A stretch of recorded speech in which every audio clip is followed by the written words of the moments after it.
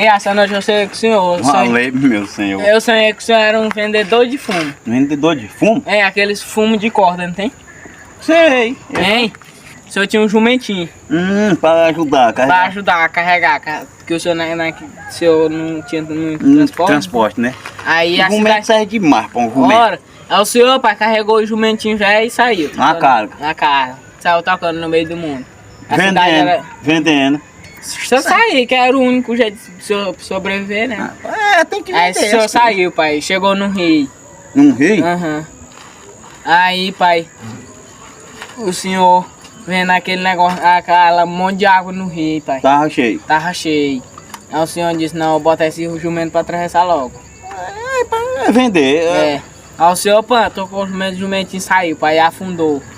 Afundou? Aham. Afundou o jumento todinho. Afundou e a culpa foi sua, que deixou o jumento molhar o fumo todinho. Ó,